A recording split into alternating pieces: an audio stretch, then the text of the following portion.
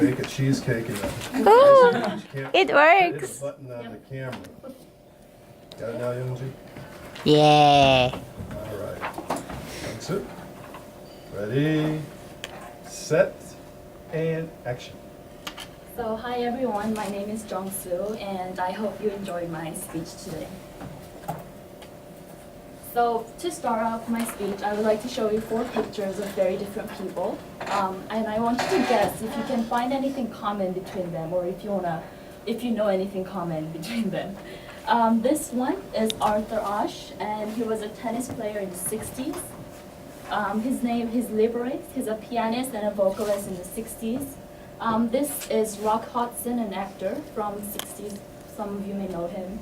And she's Gia Karami, a supermodel in the 80s. Do you think you know? You do? Died of AIDS. It's true. You spoiled it. Okay, so the one thing common about all of these people is the fact that they all died of HIV/AIDS.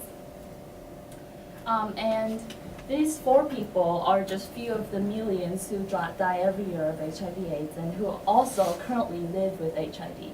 And so it's not surprising that the words that people usually think of when it comes to HIV is usually things like incurable virus, deadly, and hopeless. And this has been true for a long time. And so the question that a lot of scientists have been asking throughout the history of HIV is, so is there really no hope for this? Can we get rid of this? Do we have to let people die from HIV/AIDS? Because of the nature of this virus, it's been very unsuccessful in the scientific field to find a proper cure for HIV.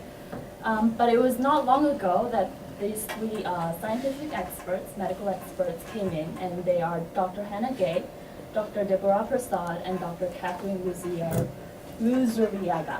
And they actually made the Time 100 most influential people list this year.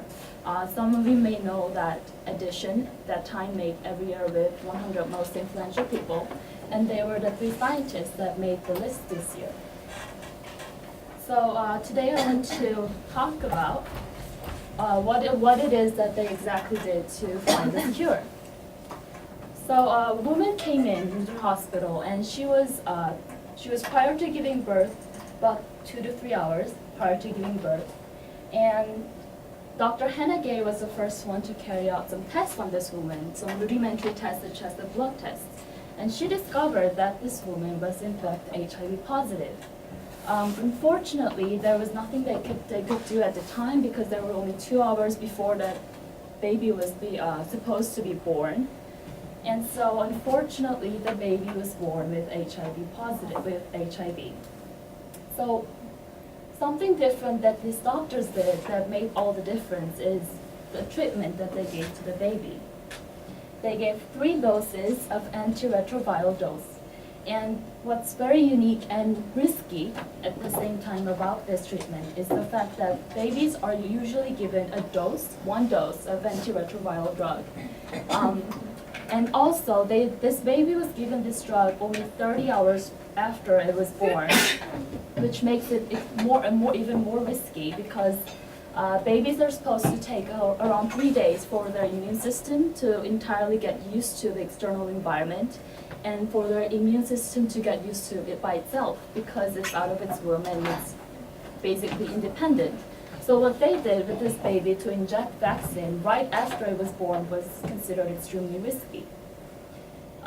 Surprisingly, it was this risk that saved this baby's life because it was after several tests, it was confirmed that this baby was free of the virus.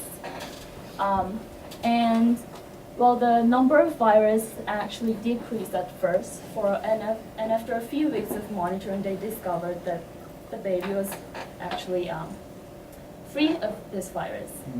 So at the end, it was a success.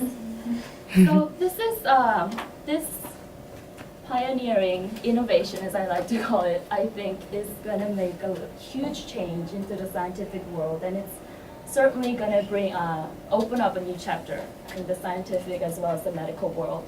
And I believe And I'm a science person, and I believe that science has a true power to change lives and make a difference in our everyday life.